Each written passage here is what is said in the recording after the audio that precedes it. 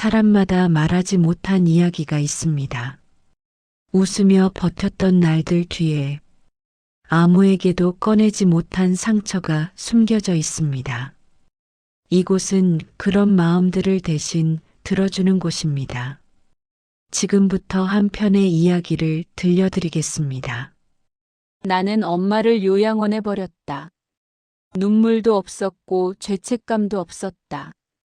왜냐면 그 사람은 평생 나를 딸이 아니라 두 번째로 키웠으니까.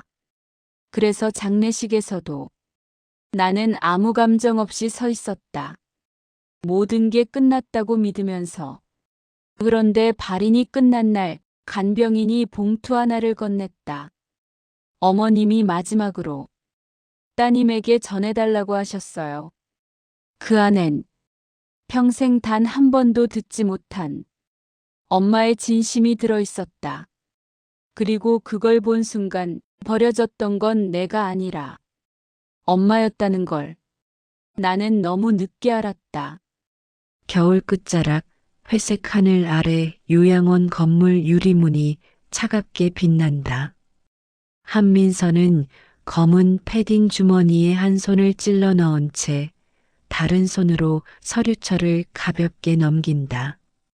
입소 동의서, 보호자 서약서, 개인정보 동의서. 글자들은 모두 익숙한 서류의 형식을 하고 있지만 오늘 이 종이들이 의미하는 것은 단 하나다. 엄마를 이곳에 두고 간다.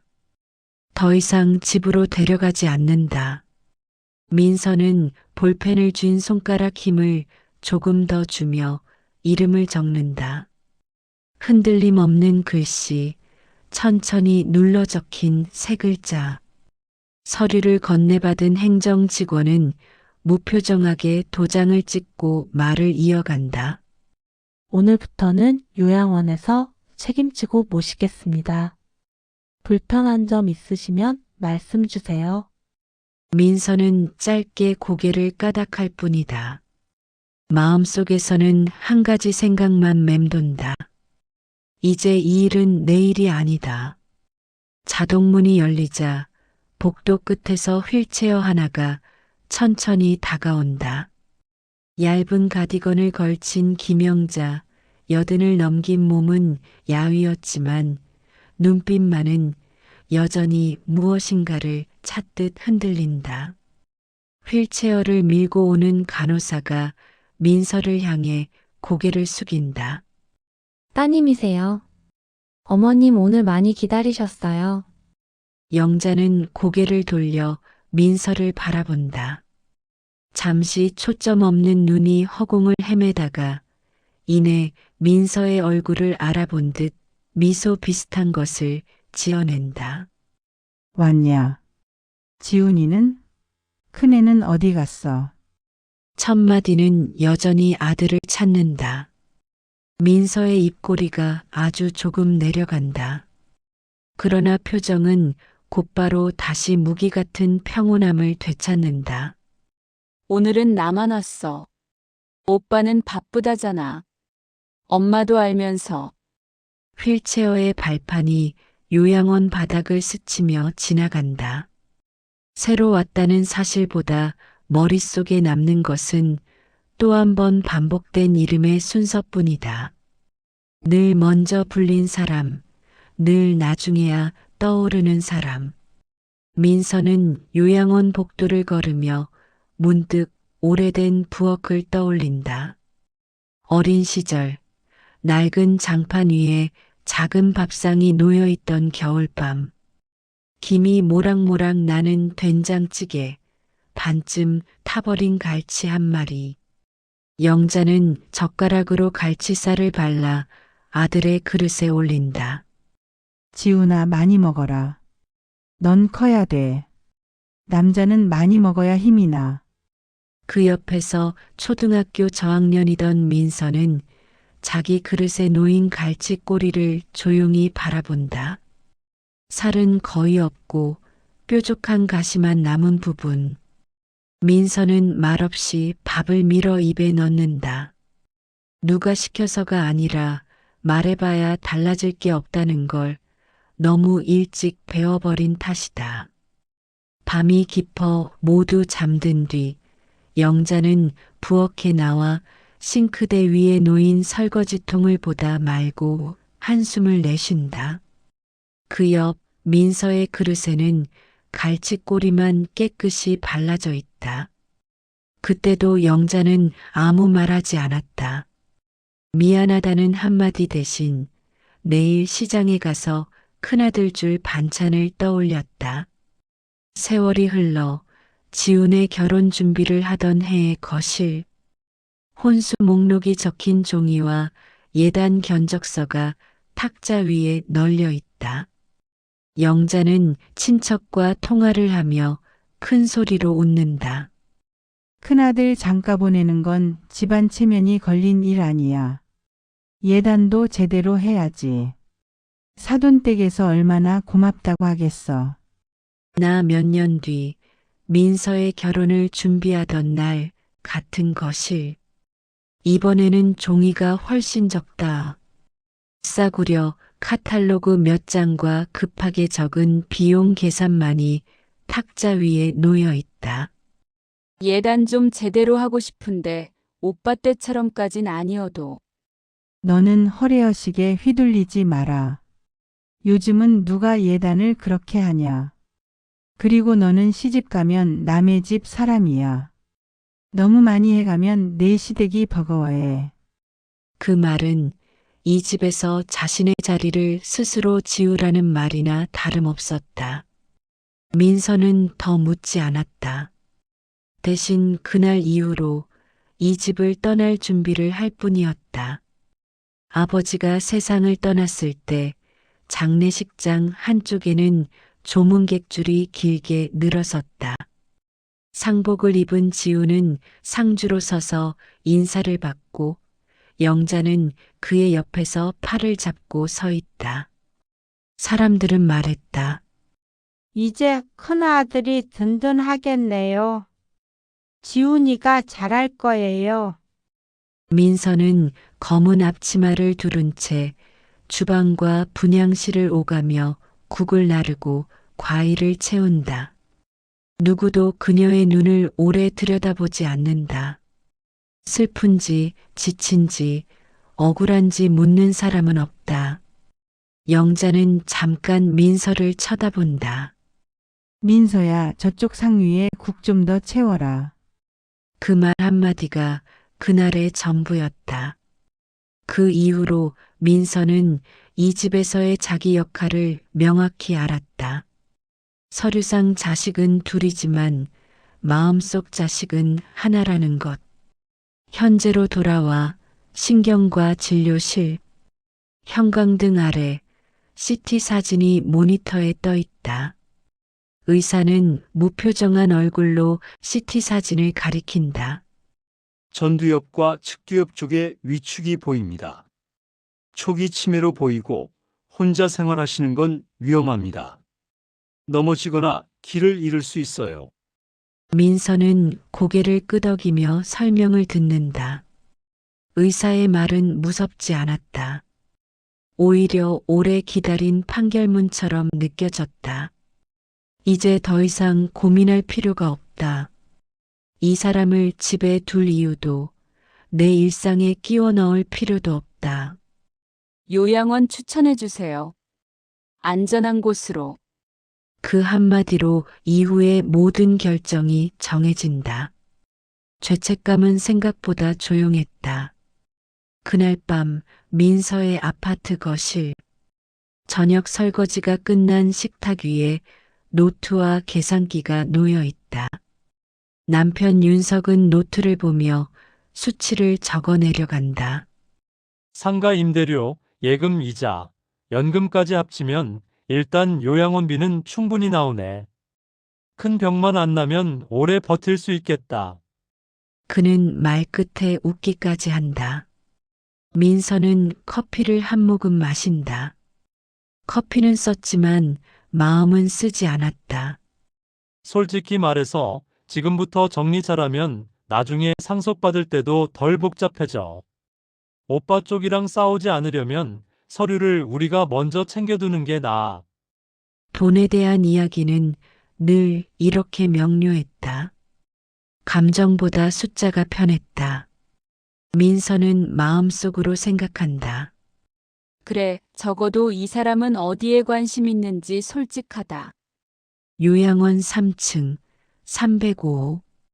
두 사람용 병실에 흰 침대 2개가 나란히 놓여 있다.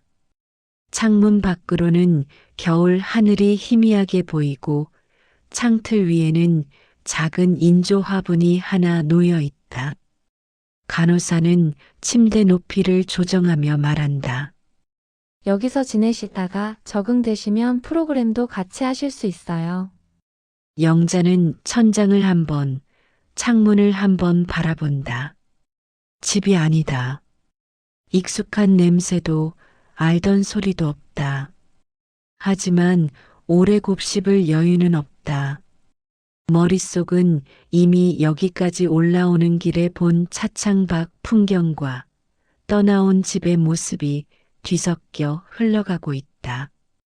집은 언제 가냐? 민서는 일정한 거리감을 유지한 목소리로 답한다. 엄마, 여기서 지내는 게 나아요. 집에서는 넘어진 적도 있잖아. 요양원은 사람이라도 있지. 말은 합리적이었고 표정도 차분했다. 그리고 그 2가지가 이 선택을 돌이킬 수 없게 만들었다. 입소 1주일째 되는 날, 민서는 낮 시간을 쪼개 요양원을 찾는다. 복도에는 아침 드라마 소리가 흘러나오고 어르신들은 천천히 걸음을 옮기며 서로의 이야기를 나눈다. 305 문을 열자 영자는 침대에 기대 앉아 TV를 바라보고 있다. 민서가 들어온 걸 눈치채고 고개를 돌린다. 왔냐? 지훈이는? 여전히 같은 질문. 민서는 짧게 웃는다. 오빠 바쁘다니까. 회사 일 많아. 엄마도 좀 바빠. 맨날 큰아들만 찾지 말고. 그러나 말투에는 서운함이 아닌 피곤함만 묻어 있다. 마치 오래된 유머를 되풀이하듯 감정 없는 대사처럼 흘러나오는 말이다. 침대 옆 탁자 위에 귤 봉지가 놓인다. 다 먹어. 비타민이라도 챙겨야지. 그리고 시계. 민서는 슬쩍 손목 시계를 본다. 마음속에서는 시간 계산이 먼저다. 얼마나 더 있어야 최소한의 도리를 했다고 말할 수 있을까? 그날 저녁 가족 단톡방. 민서는 요양원 사진 한 장과 짧은 메시지를 올린다. 오늘 엄마 다녀왔어. 잘 계심. 답장은 바로 오지 않는다. 한참 뒤 지훈의 메시지가 도착한다. 수고했다. 나중에 시간 나면 한번 들를게. 끝. 이모티콘도 더 긴 말도 없다. 민서는 휴대폰을 내려놓는다.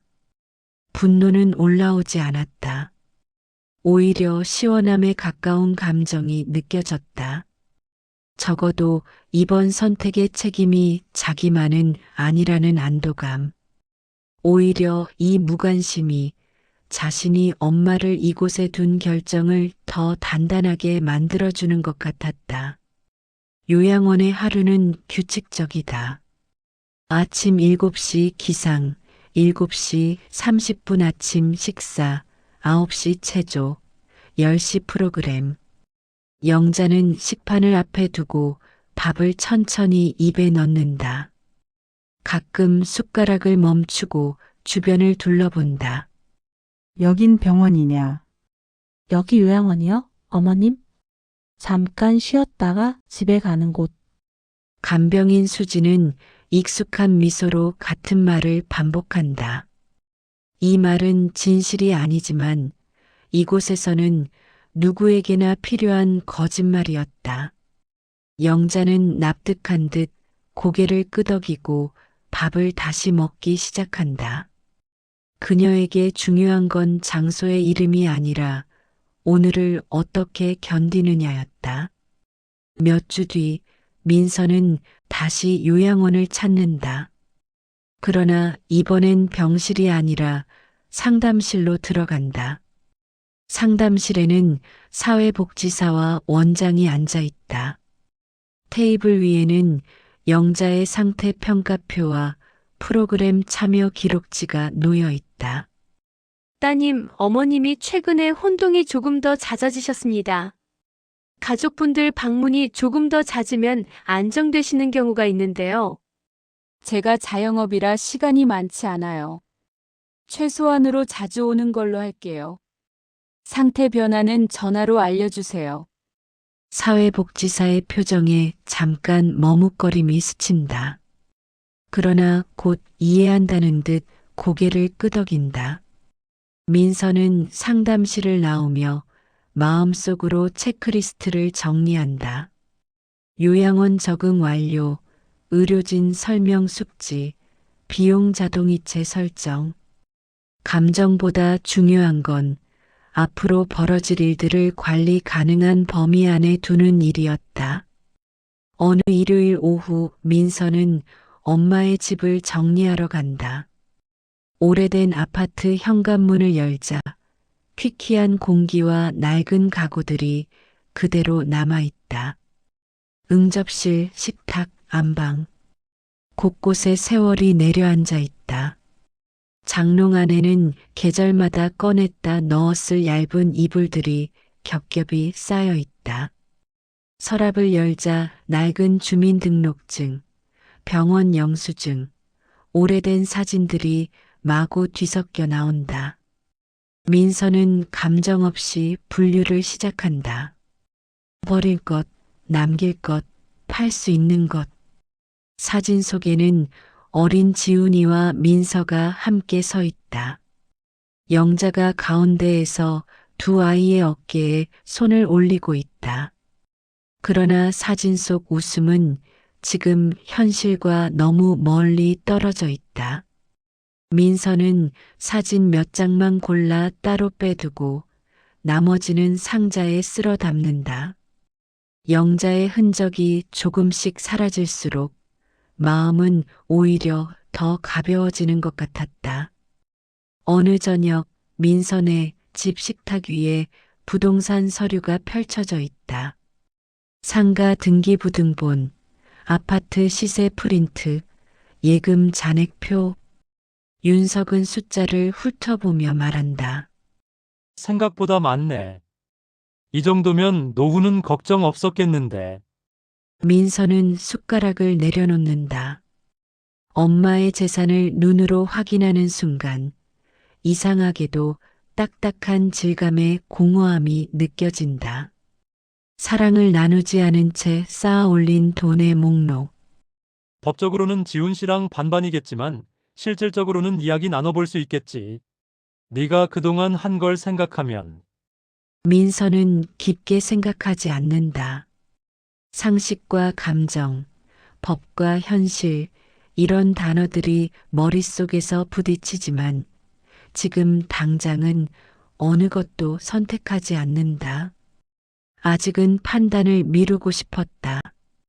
판단은 나중에도 할 수 있다. 그러나 엄마를 돌보는 일은 이미 끝났다.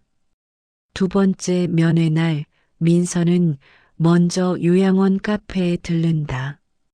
자판기 커피 하나를 뽑아들고 일부러 몇 분을 더 보낸다. 병실에 들어서면 영자는 침대 난간을 붙잡고 앉아 있다. TV에서는 지역 뉴스가 흘러나온다. 요즘 뉴스 보면 참 세상이 시끄럽다. 예상 밖의 말이다. 늘 아들 이름만 찾을 줄 알았던 사람의 입에서 흘러나온 평범한 소문 같은 문장. 민서는 잠시 대답을 고르다 그냥 넘긴다. 그러게.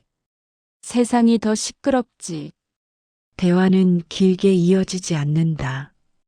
간호사가 들어와 혈압을 재고 약을 챙겨준다. 민서는 가야겠다는 말을 세 번째 떠올린 끝에야 입 밖으로 꺼낸다. 엄마, 나 먼저 가볼게. 다음에 또 올게. 영자는 고개를 끄덕인다. 그래, 바쁜데 뭐하러 자주 오냐. 너도 내 살림 챙겨라. 그 말은 배려이기도 하고 해방이기도 했다. 민서는 조금도 붙잡히지 않는 자신을 확인하며 오히려 안도감을 느낀다. 집으로 돌아오는 지하철 안 민서는 창밖 어둠을 보며 생각한다. 이 선택이 과연 잔인한 선택인지 정당한 선택인지. 그러나 곧 결론은 항상 같은 자리로 돌아온다. 평생 나는 이 집에서 두 번째였다. 이제 그 사람도 내 삶에서 두 번째로 밀어낼 뿐이다. 나는 괜찮다. 마음속에서 중얼거린 이 한마디가 방패가 되어준다. 후회가 고개를 들려 할 때마다 오래된 장면을 꺼내 방패 앞에 세워둔다. 갈치꼬리, 예단, 장례식장. 그 장면들이 자기를 보호해 줄 거라고 믿는다. 그 믿음이 깨지는 순간이 올 거라고는 아직 상상조차 하지 못한 채 어느 늦은 밤 요양원 복도에 경보음이 울린다. 심장 모니터의 삐소리가 길게 이어지고 간호사가 복도를 달려간다. 호출 버튼은 305호에서 눌러졌다.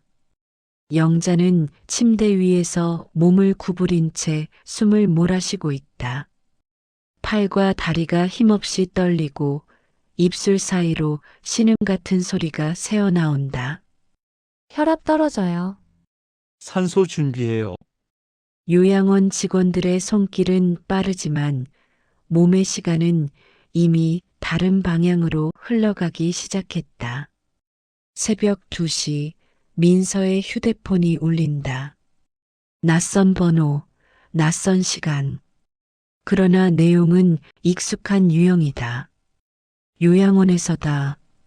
보호자분 어머님이 갑자기 쓰러지셔서 병원으로 모셨습니다. 지금 응급실입니다. 민서는 시계를 본다. 잠옷 위에 코트를 걸치고 집을 나선다. 응급실의 공기는 항상 비슷하다. 형광등, 침대, 바퀴 소리, 누군가의 울음, 누군가의 무표정. 영자는 산소 마스크를 쓰고 누워 있다. 모니터는 일정하지 않은 리듬으로 깜빡인다. 의사는 차트를 훑어본 뒤 민서를 본다. 심장과 뇌 쪽에 무리가 온 것 같습니다. 나이는 많으시지만 상태에 따라 조금 더 버티실 수도 있고 갑자기 나빠질 수도 있습니다. 말은 조심스럽지만 그 속에 담긴 의미는 명확했다. 남은 시간은 길지 않을 수 있다. 민서의 가슴은 놀라지 않는다. 다만 머릿속으로 계산이 먼저 돌아간다. 병원비, 요양원비, 이후의 절차. 감정은 뒤로 밀린다. 응급실 대기실, 낡은 의자들이 줄지어 있고 커피 냄새와 소독약 냄새가 섞여 있다. 지훈이 도착한다. 넥타이 매무새를 고치며 민서 옆에 앉는다. 상태가 많이 안 좋대. 의사가 장담 못한대. 나이를 생각하면 언제든 그럴 수 있다고. 둘 사이에는 오랜 세월 쌓인 거리만큼의 침묵이 흐른다. 이런 상황이면 상속 문제도 슬슬 정리해야겠다. 괜히 나중에 복잡해지면 서로 피곤해. 민서는 그 말을 듣고도 화가 나지 않는다. 오히려 예상했던 말을 들었다는 안도감이 든다. 지훈의 관심이 어디를 향하는지 이제는 너무 잘 알고 있었기 때문이다. 며칠 뒤 변호사 사무실. 정장을 입은 변호사가 서류철을 펼친다. 상가, 아파트, 예금 목록이 정리된 서류가 책상 위에 놓인다. 어머님께서 예전에 한번 상담 오신 적이 있습니다. 초아는 큰아들에게 상가와 집 대부분, 따님에게는 예금 일부를 나누는 것으로 되어 있고요. 민서는 문서 위의 숫자보다 손글씨에 눈길이 간다. 떨지 않은 글씨, 그때는 아직 손이 덜 떨리던 시절의 사인. 영자의 이름이 선명하게 찍혀 있다. 결국 마지막까지도 순서는 같았네. 중얼거림은 작았지만 마음속에서는 크게 울린다. 그러나 이 감정이 눈물로 이어지지는 않는다. 이미 오래전에 말라버린 감정선 위를 그저 한 번 더 밟고 지나갈 뿐이다. 병실 낮. 창문으로 햇빛이 들어오지만 소독약 냄새가 그 따뜻함을 지워버린다. 영자는 산소 마스크를 쓴 채 눈을 반쯤 뜨고 있다. 민서는 침대 옆 의자에 앉아 있다. 핸드폰은 무음으로 바꾸어 두었다. 영자의 시선이 흔들리다 민서를 스친다. 입술이 미세하게 움직인다. 서야 이름이 완성되기 전에 숨이 막혀 올라온다. 민서는 잠시 몸을 앞으로 기울였다가 이내 다시 등을 의자에 기대며 앉는다. 엄마, 말 안 해도 돼. 그 말은 위로라기보다 정리에 가까웠다. 이 사람과의 대화를 더 이상 늘리고 싶지 않았다. 그동안 하지 못했던 말들 대신 아무 말도 하지 않는 쪽을 선택했다. 병실 복도에서 간병인 수진이 민서를 불러 세운다. 따님, 어머님이 가끔 정신이 맑을 때 하시는 말씀을 들었어요. 민서는 미간을 살짝 찌푸린다. 듣고 싶은 마음도 듣고 싶지 않은 마음도 없다. 딸은 잘 살아서 괜찮다고, 그래서 더 큰 애만 챙기게 됐다고 그런 이야기를 자주 하셨어요. 귀에 작은 돌멩이가 하나 떨어지는 느낌. 그러나 민서는 그 돌멩이를 발로 밀어낸다. 지금 와서 그런 말 들어서 뭐가 달라져요? 그 사람은 평생 행동으로 보여준 게 없어요. 목소리는 여전히 차분하다. 다만 속도가 약간 느려졌을 뿐이다. 새벽 다시 응급 호출이 울린다. 이번에는 이전보다 더 길고 날카로운 소리다. 의료진은 다시 침대 주변으로 몰려든다. 모니터의 파형이 들쭉날쭉하다가 어느 순간 아주 가늘게 줄어든다. 그 시간 민서는 집 침대에 누워 있다. 휴대폰은 침대 머리맡에서 조용히 진동한다. 첫 번째 진동, 두 번째 진동, 세 번째 진동. 민서는 눈을 떴다가 잠시 망설인다. 그리고 다시 눈을 감는다. 새벽 4시 병원으로 향하는 길이 얼마나 추운지 이미 잘 알고 있었기 때문이다. 그녀는 다음 날 아침에서야 전화를 되돌려 건다. 그 사이 병실의 시간은 멈춰 있었다. 며칠 뒤 장례식장. 영정사진 속 영자는 지나치게 단정한 미소를 하고 있다. 영정사진은 늘 그렇다. 현실보다 조금 더 착하고 조금 더 온화해 보이게 만든다. 조문객들은 많지 않다. 몇몇 친척과 이웃, 오래된 교회 지인들. 민서는 상복을 입고 상주석에 앉아 인사를 받는다. 지우는 회사 일정 때문에 장례 이틀째에야 얼굴을 비춘다. 요즘 누가 3일장을 다 지켜. 화장도 이틀이면 끝나잖아. 민서는 대꾸하지 않는다. 향 냄새가 코를 찌르고 국화꽃이 시들어가는 속도가 눈에 들어온다. 울음은 나오지 않는다. 이미 이별은 요양원 입구에서 끝났다고 믿고 있기 때문이다. 지금 이곳은 그저 절차를 마무리하는 장소일 뿐이다. 민서는 그렇게 생각하려 한다. 발인을 마치고 장례식장 뒷정리가 한창일 때 수진이 장례식장을 찾는다. 검은 옷을 입고 손에는 노란 봉투 하나를 들고 있다. 따님, 이걸 이제야 드리네요. 어머님이 요양원에서 여러 번 말씀하셨어요. 꼭 딸한테 전해달라면서. 민서는 봉투를 내려다본다.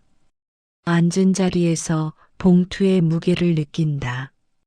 겉은 낡았고 모서리는 여러 번 접혔다 펴진 흔적이 있다. 봉투는 가볍지만 손 안에서 이상하게 무겁다. 민서는 자리에 그대로 둔 채 나중에 보겠다는 말도 하지 않는다. 수지는 잠깐 머뭇거리다가 조용히 인사하고 떠난다. 장례식장에는 다시 조용한 정리 소리만 남는다. 집으로 돌아와 상복을 벗고 샤워를 마친 뒤에도 노란 봉투는 거실 테이블 위에 그대로 놓여 있다. 민서는 리모컨을 집었다가 내려놓는다. TV 화면은 꺼진 채 어두운 방에 봉투의 색만 떠 있다. 손을 뻗으면 닿을 거리 하지만 쉽게 닿지 않는 거리. 민서는 결국 봉투를 다른 방으로 옮겨 서랍 안에 넣어둔다. 서랍이 닫히는 소리가 유난히 크게 들린다. 마음속에서 작은 목소리가 묻는다. 열어볼까? 하지만 더 큰 목소리가 잘라낸다. 알아서 뭐하게. 끝난 사람이다.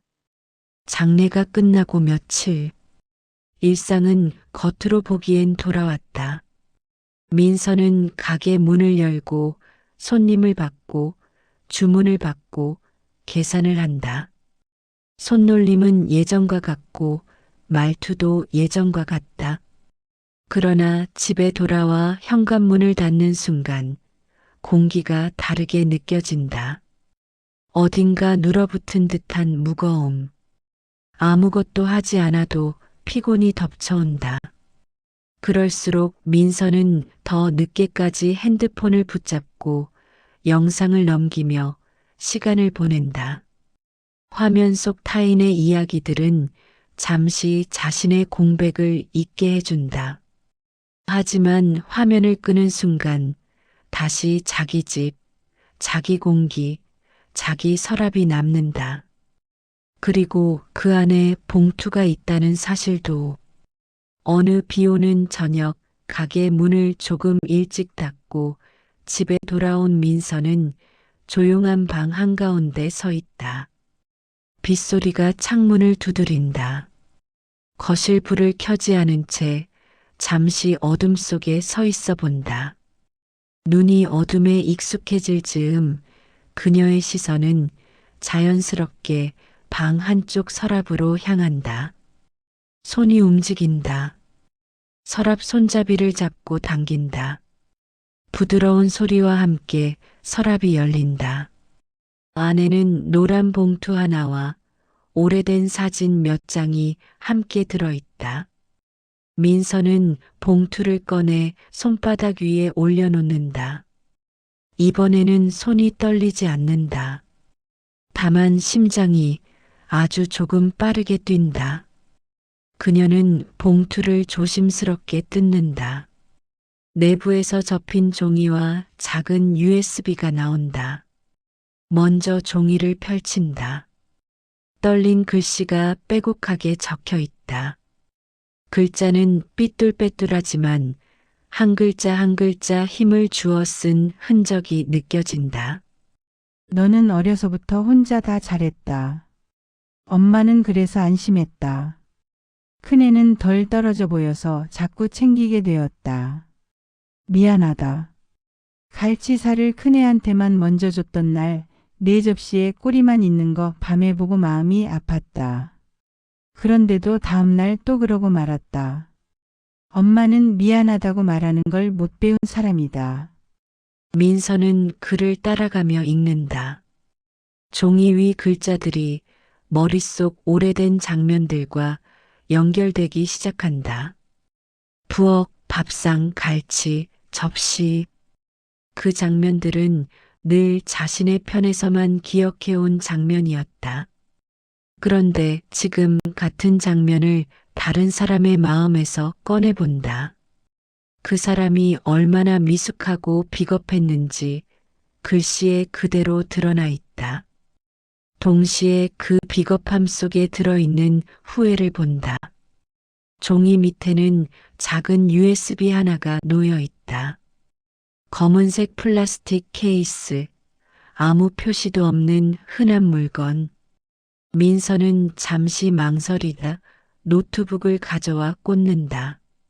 화면에 작은 폴더 하나가 뜬다. 동영상 파일 하나. 파일 이름에는 날짜와 함께 짧게 적혀 있다. 민서 앞으로. 마우스 커서를 재생 아이콘 위에 올린다. 클릭하는 순간 화면이 어두워지고 요양원 병실이 나타난다. 화면 속 영자는 침대 머리에 기대 앉아 있다.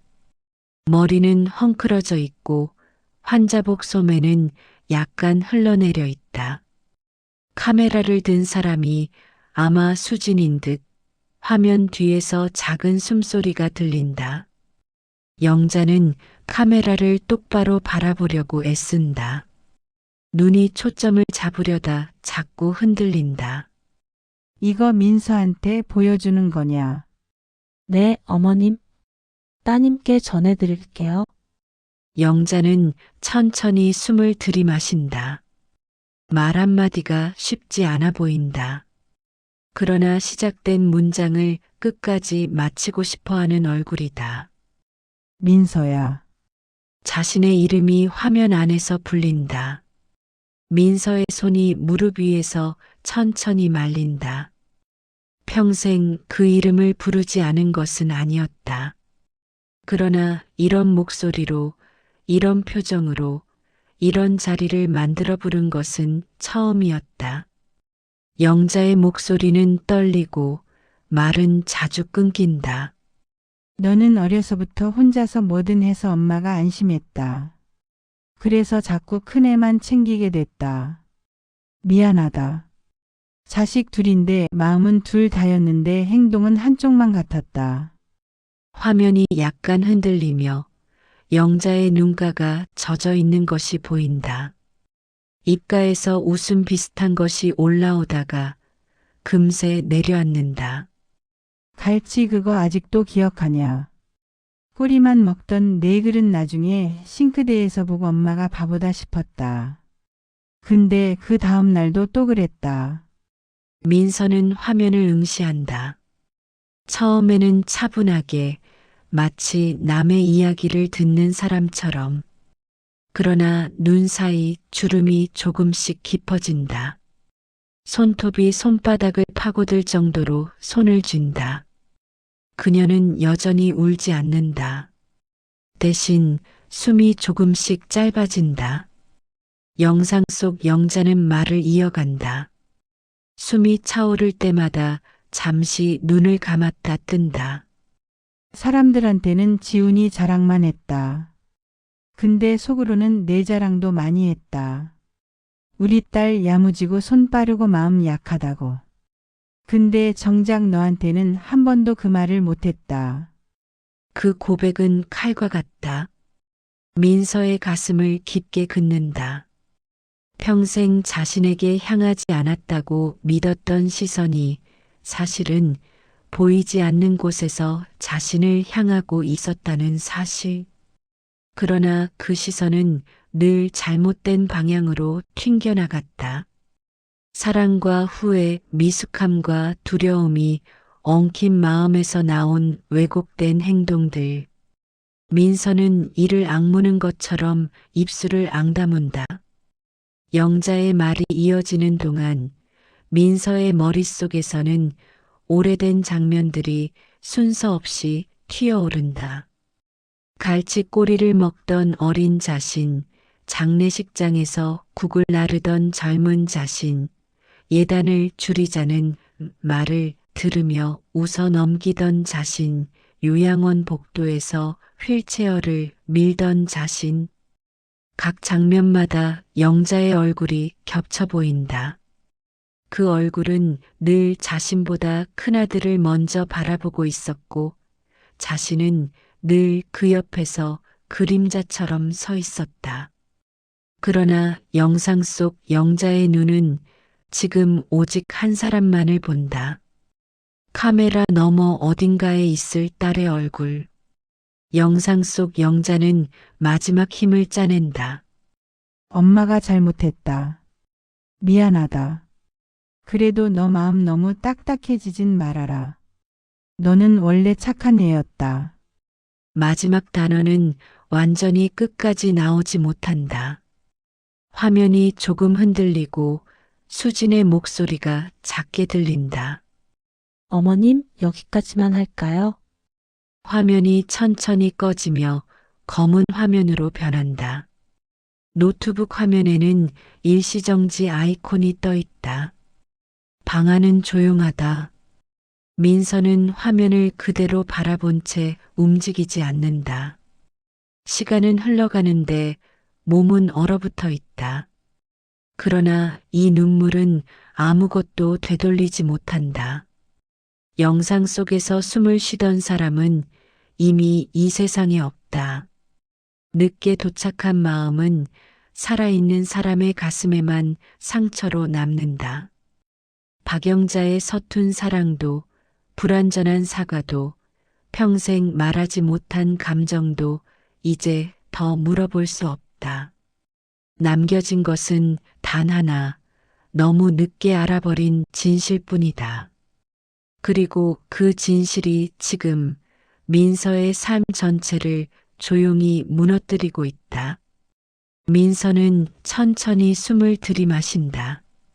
그리고 몸이 끌려가듯 자리에서 일어난다.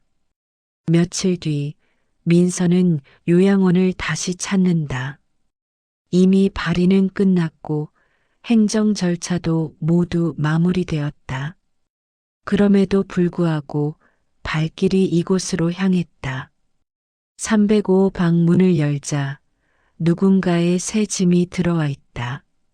침대 위에는 다른 이불이 정리되어 있고 탁자 위에는 낯선 컵과 안경집이 놓여 있다. 영자의 흔적은 어디에도 남아있지 않다. 간호사가 민서를 보고 잠시 멈칫한다. 따님 오셨어요. 어머님 방은 정리가 끝났어요. 민서는 고개를 끄덕인다. 그녀는 침대 옆 서랍을 조심스럽게 연다. 안쪽 구석에서 작은 노트 한 권이 나온다. 몇 장만 쓰인 노트, 앞부분에는 삐뚤빼뚤한 글씨로 무언가가 적혀 있다. 민서. 글자가 완성되지 못한 채 겹겹이 덧그려져 있다. 여러 번 쓰려다 실패한 흔적. 민서는 손가락으로 그 글자를 천천히 쓸어본다. 그 순간 가슴 안쪽에서 무언가 무너져 내리는 소리가 난다. 요양원 뒤편 작은 정원. 잎을 다 떨군 나무들이 서 있고 벤치 하나가 외롭게 놓여 있다. 민서는 벤치에 앉는다. 누군가와 통화하는 것도 메시지를 보내는 것도 아니다. 아무도 부르지 않는다. 그저 두 눈을 감고 숨을 들이쉰다. 그리고 울음을 참지 않는다. 울음은 처음에는 작은 흐느낌이었지만 곧 크게 터져 나온다. 평생 참는 법만 배운 사람의 울음은 터지는 시간이 늦을 뿐, 한번 시작되면 쉽게 멈추지 않는다. 어릴 적 부엌에서, 장례식장에서, 요양원 복도에서 흘리지 않았던 눈물들이 한꺼번에 쏟아진다. 누구도 이 모습을 보지 않는다. 이 울음은 오직 본인만을 위한 것이기 때문이다. 민서는 울음을 멈추고 난 뒤에도 한참을 벤치에 앉아 있다. 무릎 위에 놓인 두 손은 아직 떨리고 있다. 마음속에서는 두 가지 감정이 싸운다. 미움과 사랑. 평생 믿어온 미움은 자신을 지켜준 갑옷이었다. 그 갑옷 덕분에 상처를 견딜 수 있었고 살아남을 수 있었다. 그러나 영상 속에서 본 사랑은 그 갑옷을 안쪽에서부터 조금씩 녹여버린다. 사랑이라고 부르기도 애매한 서툰 마음, 후회와 미안함이 섞인 감정. 그것을 사랑이 아니라고 부정하기에는 너무 오래 자신을 바라보고 있었던 마음이었다. 집으로 돌아온 밤 민서는 다시 노트북을 켠다. 영상 파일을 클릭하지 않는다. 대신 폴더 이름을 조용히 바꾼다. 엄마. 화면 구석에 뜬 작은 폴더 이름 하나가 이 사람을 부르는 마지막 방식이 된다. 민서는 천천히 눈을 감는다. 떠나간 사람을 이해하는 데에는 시간이 더 걸린다. 그러나 그 시간을 감당해야 할 사람은 이제 자신뿐이다. 엄마는 떠났고 딸은 이제야 사랑을 배웠다. 너무 늦게 알았고, 너무 늦게 들었고, 너무 늦게 울었다. 사람들은 말한다. 지나간 일은 잊으라고. 하지만 민서는 안다. 사랑은 있는 것이 아니라 남는 것이다. 그리고 그 남은 사랑이 때로는 가장 무거운 짐이 되기도 한다는 것을 오늘도 끝까지 함께 해주셔서 감사합니다. 이 이야기가 마음에 남았다면 조용히 구독과 좋아요로 알려주세요. 여러분의 그 작은 손길이 다음 이야기를 이어가는 힘이 됩니다. 다음 영상에서도 당신의 마음을 기다리고 있겠습니다.